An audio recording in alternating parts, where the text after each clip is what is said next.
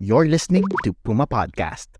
Technology essentially became the least common denominator, so that those that can leverage it really are the ones that can take advantage. So it's really nurturing an environment where people can appreciate, understand, embrace technology, of which AI is essentially the tip of the spear now. But it's also understanding that you also don't just say, I'm going to give someone a tool, go. It's about understanding the maturity level of the company. And with AI, a lot of it starts with having a certain level of data maturity within the organization.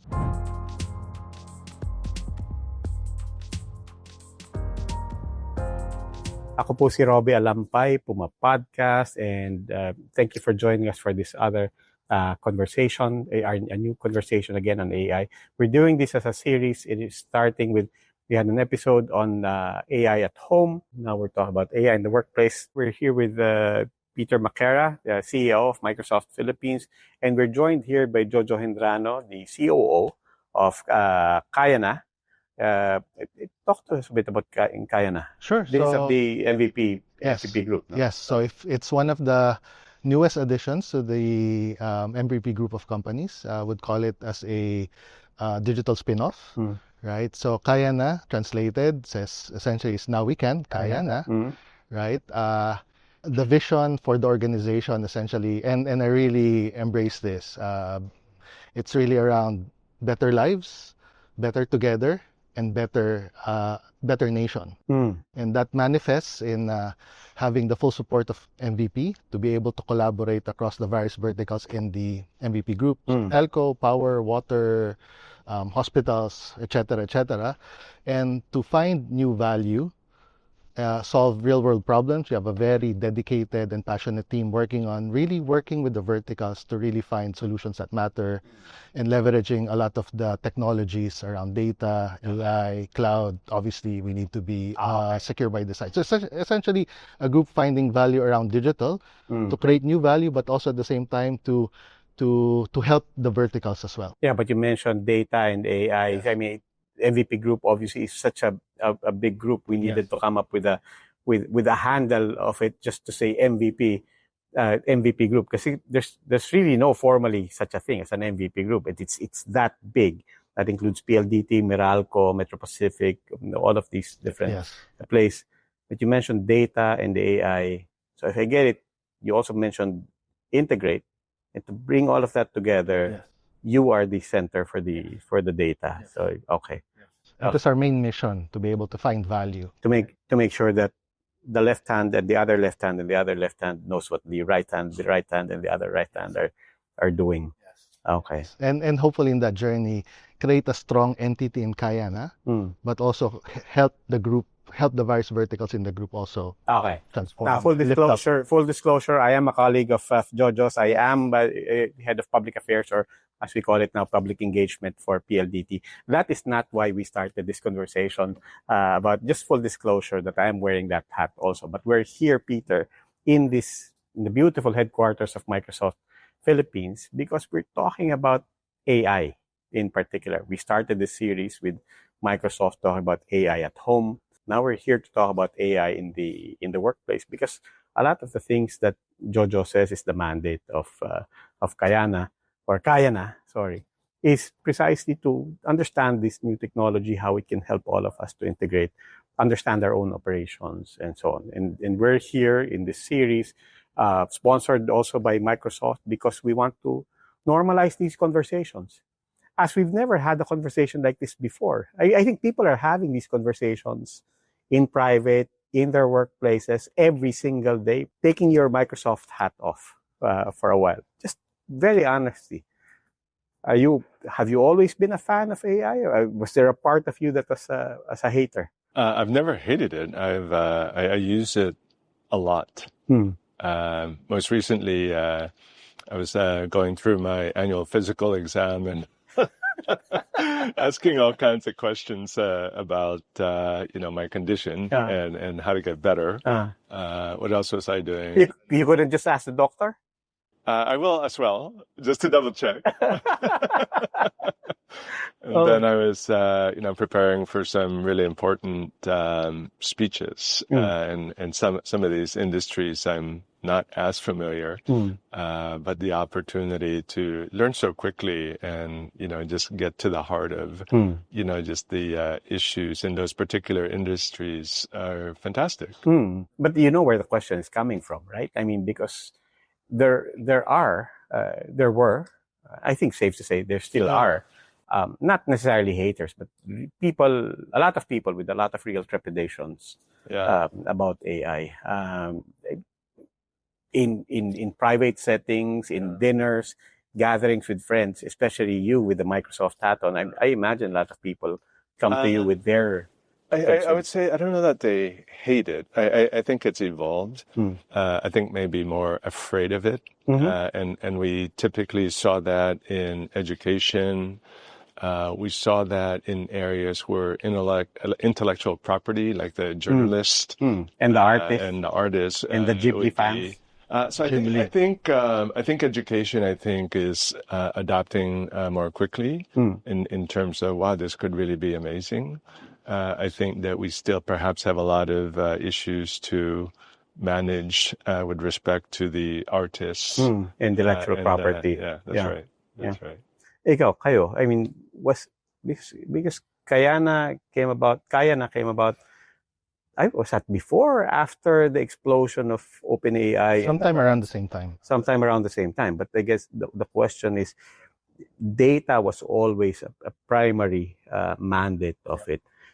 Was AI factored into it at the inception, at the vision stage, or did that just, come together quite organically? Well, at that time, given it was a digital first organization, so the folks in that org really had a wanting to be able to use AI. But the mandate really is to make sense of the data, to create value. What use cases can we come up with to create value for the end customers of the verticals, right? But given it's an entity that is fairly small, like it's a fairly small organization. The culture, which I like, it's really a startup. So you have to make do with what you have. So you see a lot of cases where, the teams are looking and venturing into how can AI help us write better code, validate business cases, refine stories. Because if you have a very technical team and then you're trying to explain the story of what you're trying to do, sometimes AI helps in dumbing it down, right, to an essence that the story can be understood, right? So I think it became a natural force of habit for the organization to really want to use it. And if I may comment on your question to Peter earlier, I think what excites me is the natural curiosity of humankind. Is essentially bringing up the use cases of AI, right? Say, for example, at some point, everyone with a smartphone has already experienced it in some form of fashion. Some will say they don't know that it's AI. Some will say that there is. I was asking my son. So I have an 8-year-old son. So he's gonna get to the 4th grade at the start of the next school year. I was amazed that at age 8, so LaSalle Sobel in Hermosa was letting them use a tool from MIT called Scratch. So Scratch is a freeware tool that essentially teaches kids how to code and code multi-threaded. So I won't explain what multi-threaded is, but it's having that algorithmic thinking, instilling that in kids. And then now it's them asking, how can I put AI into Scratch? So the kids of 8 years old are going into YouTube, are researching how to do more things with this platform, right? And just, I asked him, what does AI make you feel? Right? He said it makes him feel excited. And I asked why? Because I want to do new things. So just the natural curiosity of humankind, and that translates to many, many things. Like, the way my wife, so we're in the process of getting an architect because we want to build a house, right? So I did my own review on the contract. It took me a day. I thought I was very thorough. my wife fed the contract into AI. My God, we found new perspectives that helped us navigate that contract. And there's so many Did stories. you ask your wife how AI makes her feel? I should.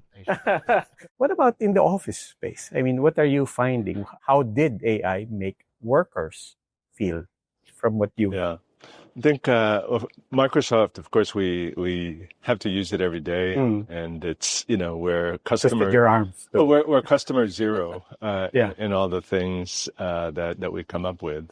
But perhaps I can be more helpful in answering that question from what we see with our customers. Yes. Yeah. I think stage one was using Copilot, where it's in everybody's hands, and they write emails better and they search conversationally.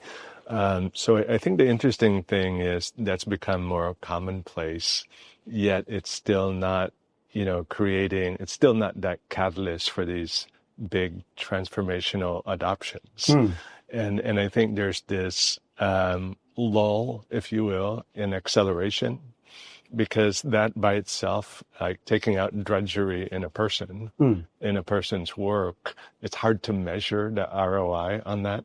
Like I like to explain to people like me, I'm saving 1 to 2 hours a day, but because I don't go home earlier, I actually end up doing more work. Okay. All right. It's hard for the company to say, okay, let's, put AI across everyone. So I think that next stage, which I think is going to be really interesting, is we're starting to talk about agents, agentic AI. And so now you're talking about multi-process end-to-end. What does that mean? So let's say if you're a research analyst, I would have if I was a hedge fund manager, I might have an agent analyst that would parse through all this data and do step 1, 2, 3 and make a recommendation on a trade. Right? So it's multi-step. Yeah, it's a complete process. And it's doing a complete end-to-end process. So now you're able to measure much more specifically on how you transform the process and achieved, a certain business impact, compared to you've taken out the drudgery of my work and I'm enjoying it. That's harder to measure. But when you start creating these end-to-end impactful processes, I think you'll see an acceleration in adoption. But I think by the end of this year, what I'm really excited about, we're about to go what we call general availability, meaning we've tried it with a lot of people, feel pretty good about, how good it is on Tagalog. So I think you'll start seeing a broader adoption in the Philippines when that comes out.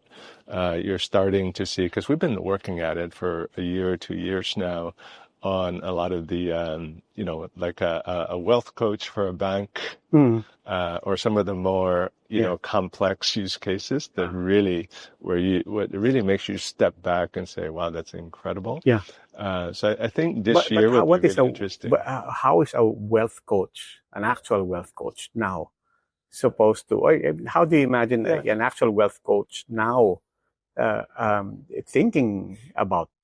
I think today, let's say, I think in the first level, it's going to be more if you're in front of your advisor and they have a lot of that, prompts that's available to them, that I know a lot more about you right away and what the options are for you.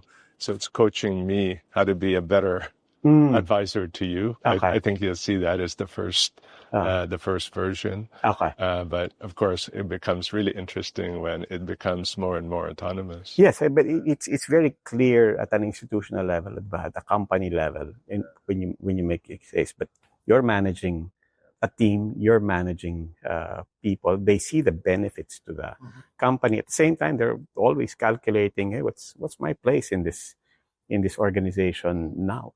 What are you encountering in terms of how they feel about this, and how are you dealing with it?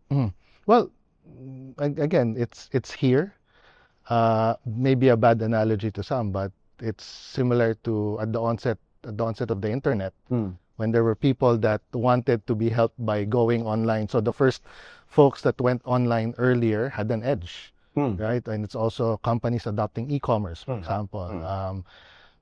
I think essentially it's here. We can't avoid it. So the people that really will look at it positively as a force of good, as a force that will help the productivity of the world overall, I think stand to benefit. But do you actually have to? Do you have to use a word? Do you have to prompt that in the real world explicitly? Na, huy, gumamit kayo ng AI.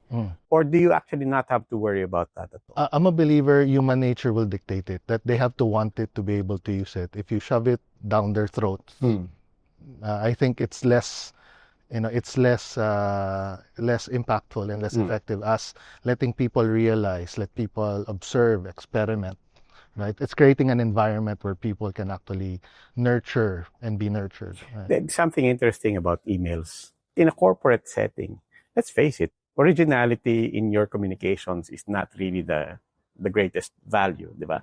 We all write emails the same way, right? And there are people who write succinctly, and that's really the most valuable kind of email that you want. You don't want these TLDR, just get to the point emails, diba? In that sense, it's two totally different schools of thought. I'm not paying you to email me something original. I'm just paying you to tell me what's going on, right? And we value everyone who gets straight to the point. And in that case, does that mean that there is less of a dilemma in terms of telling people, look, just in this use case, when we email each other, fine, it's your inputs, give the bullets, but let AI write it. There's no dilemma that you actually encounter as we actually try to encourage children, on the other hand, to say, as much as possible, learn first to express yourselves.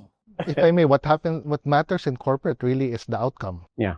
So no matter what you do to get to the outcome, beyond originality, it's just the entity that does it well, best, most efficient, best CX will win out. Yeah, and Peter, you wanted to jump in. Yeah, I guess I think to me it's much more nuanced. There's basic emails, but whether you're writing an email or you're writing a story, I think there's still nuances on, wow, that was an amazing piece of work, right? But emails to me are kind of, it's not my main source of, wow, that's tremendous insight and you're the smartest email guy that I know, right? You write the best emails in the world.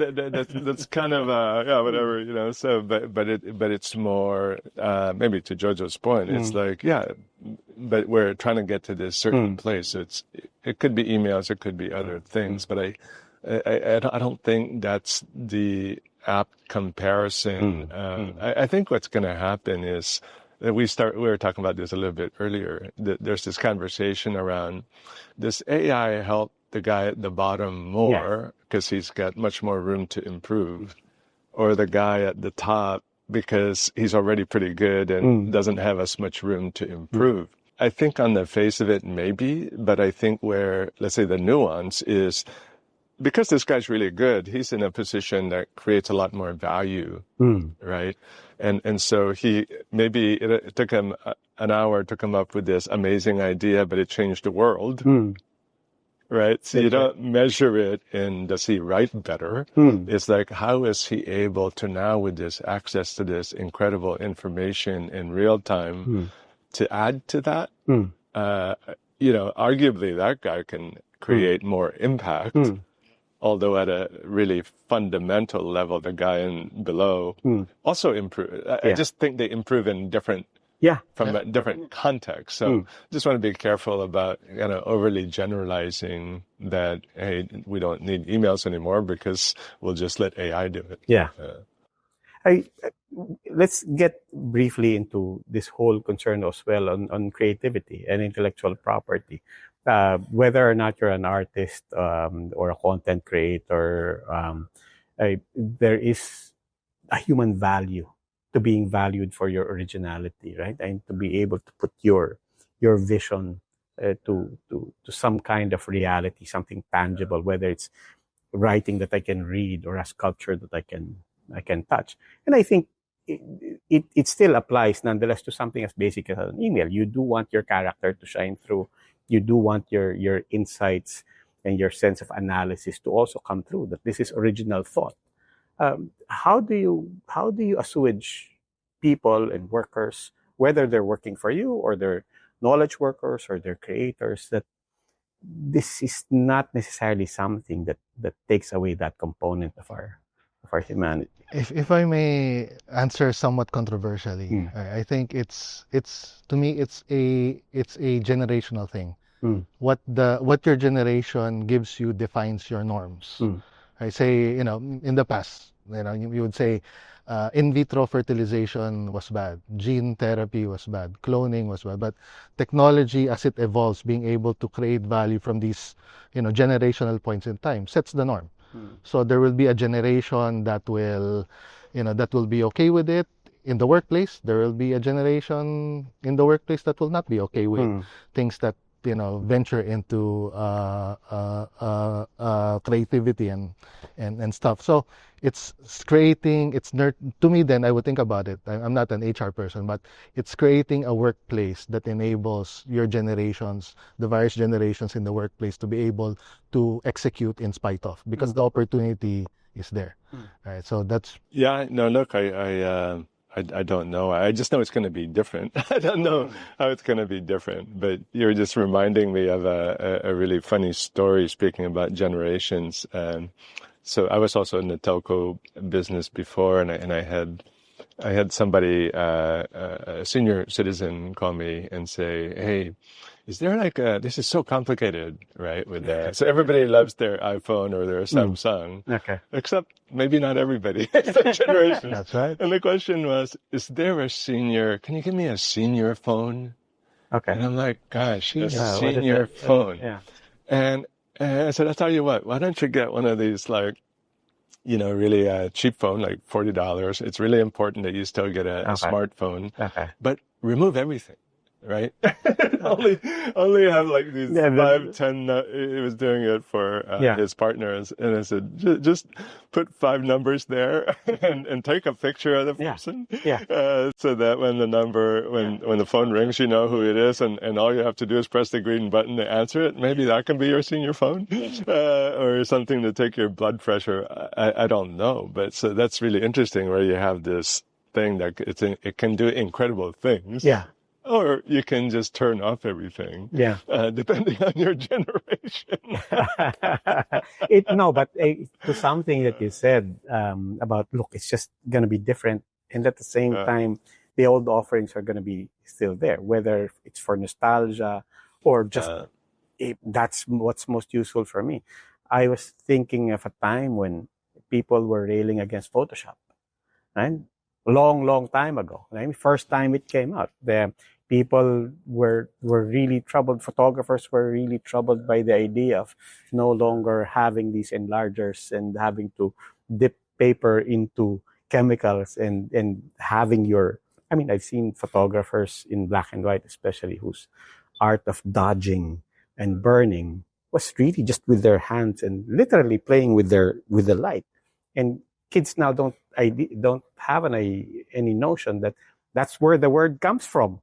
Dodging and burning is literally playing with the light. Now it's just a filter for them. But the point is, you go from that, people questioning the ethics of Photoshop, right, to the art fair just this year, and they have a separate section just for digital art.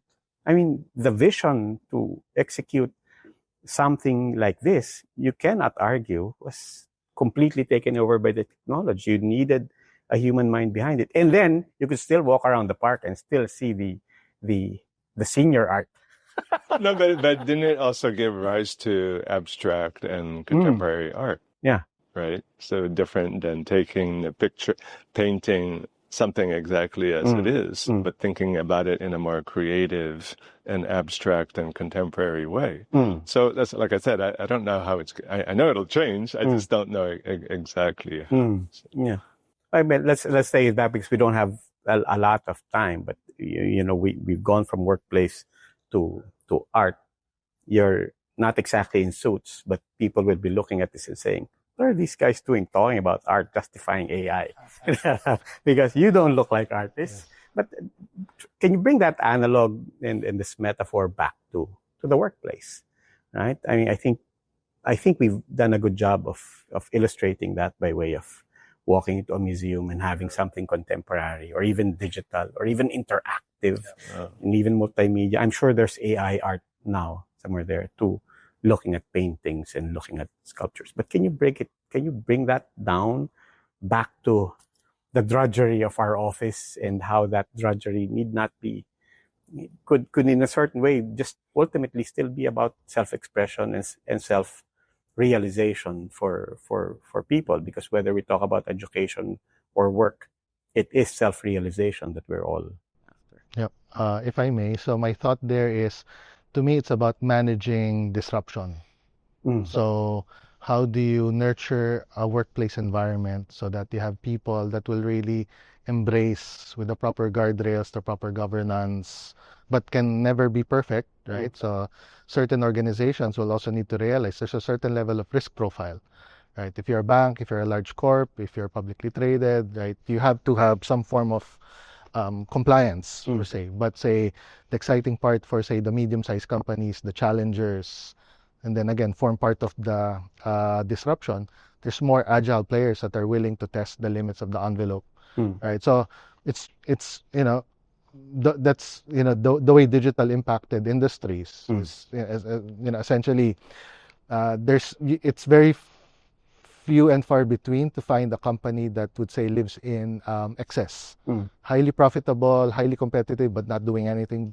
Technology essentially became the least common denominator, so that those that can leverage it really are the ones that can take advantage. So it's really nurturing an environment where people can appreciate, understand, embrace technology, of which AI is essentially the tip of the spear now. But it's also understanding that you also don't just say, I'm going to give someone a tool, go.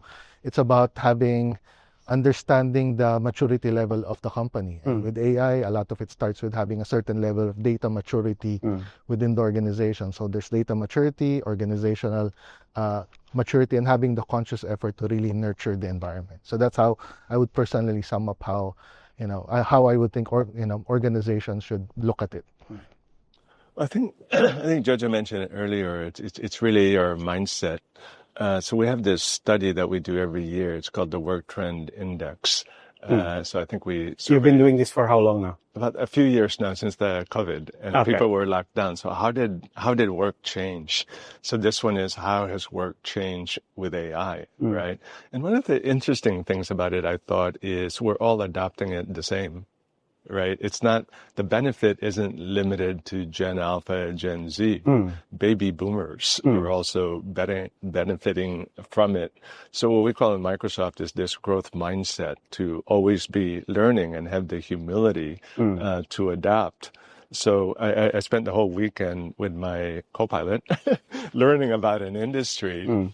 And it's interesting because because of what I know about my audience and who I'll be speaking to, I still had to use the tool, prompt the tool in the right way to ask the right questions that would be relevant to that particular audience. So to me, at least in the foreseeable future, and let me shorten that to 3 years, I think it's still humans at the center. No matter what age you are. So, and I think it's a function of your growth mindset. Yeah, I just came back from. So 3 years.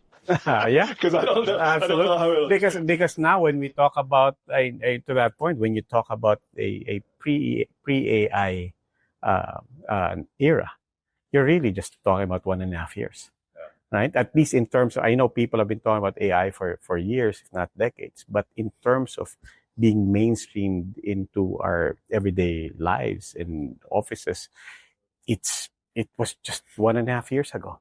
Can I comment on that? Yeah. So one of the things I'll be speaking on energy and power. And what's interesting, the question was, is the power and energy industry behind? And I said, well, it depends, right? Because they've been using machine learning in AI, arguably, for decades. But now there's more data. Now there's more faster processing. Now there's more sensors collecting all kinds of things that you can correlate. So it's a different level of AI, but it's always been there. So if you're an energy or a power person, is that a good thing or a bad thing? Yeah, that's true. I'm speaking of just as a use case, personal use case, but also as I tried to expand it to a work, even institutional level. Speaking of MVP Group, I had my Meralco billing. I have a solar setup na rin at home. I got my Meralco billing. So usually people just look at the price, right? The bottom line. But then I flip over and you have this much more complicated TLDR, user agreement and a discussion at the back with a couple of charts and so on. Never really looked at it. Took a picture of it, right? And then I uploaded it into AI and I asked, you know what this is? I didn't even say what it was. And they said, looks like your usage in Meralco, in the Philippines, blah, blah, blah. And I said, yes, that's true. And I have a solar setup. And I said, yes, I could see that. And I said, can you tell me about my usage of electricity specifically? I mean, how good of an investment was this to use solar? And it generated a very, very friendly report to me in 30 seconds, right? Wow. And it said, look, you invested this much, how much you're generating this, how much you're contributing to the grid. I would say you basically saved about 60% of your usage. So and then because I'm with the MVP Group, and I know Joe Saldarriaga, who's head of public affairs for Meralco, I showed this to Joe, and I said, why can't the billing come with this kind of a report? Why can't the back not look like that? And he said, that's a good idea, except that the back looks like that for compliance purposes, right? There are certain things we have to dump. It's a data dump. We have to dump the data out of compliance and for the sake of transparency. But Joe said, there's no reason why we can't have a QR code in there. And theoretically, if you want to go in there and then have a conversation with your bill, right? Not with Meralco, with your bill specifically and your use case, so that your data is protected and so on. But then you can then go in there and then just have a conversation about your bill. And in that case, on a personal level, on a commercial level, on an institutional level, and on a societal level, you see a real benefit and how this changes the relationship. Yeah. That's incredible. No, so I think, one of the questions you were saying, I think we could do a better job bringing everyone along, right? Because of human nature, I think inevitably some will be for whatever reason, too difficult, too busy, too old, that they don't take that first step. And so that we don't get into these points of inequality like we're facing today. I think we could do a better job on how to bring people along, how to upskill them, how to educate them and overcome these perceived obstacles, so that it's a benefit to everyone. And if in the corporate construct, sometimes the board will ask, or they would ask it for every initiative, how much does it cost? What's the business case? So having the confidence to explain, to understand what are we getting into, what is the cost, what is the benefit, like arming our organizations with the ability and working with partners such as Microsoft is important, because essentially if we're better prepared in those things, the journey becomes faster. Okay. So one elephant in the room, there's a lot, right? But one elephant in the room is what happens to my job prospects, my kids' job prospects. I have kids fresh out of college now. What do you say to your kids? What's the job prospect for them? I mean, will there be still more than enough work to go around? I'm not worried about his kid. Just keep him away from TikTok, I guess. No, I think that the jobs, some jobs will go away, but I think there will be a lot of new jobs that are created. And so I think it's a continued agility and growth mindset, right? To keep up. Yeah. The mindset, you think, is more important than the skills? Absolutely. Because you just don't know, right? You just don't know what's up ahead. Yeah. So how do you always are embracing opportunities to learn? Yep. Mindset and evolution. It's here. We have to embrace it. Okay. Peter Maquera, CEO of Microsoft Philippines. Jojo Gendrano of Kayana, COO of Kayana. It's one of essentially the data place of the MVP group.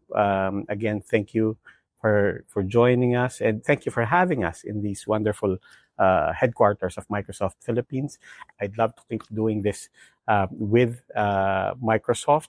In the meantime, thank you for joining us. As I always saying, sana nabitin kayo, because the whole point of this series is really to, as we say, to normalize these conversations, as I'm sure it's already normal to you. I'm sure you're having these conversations with everybody.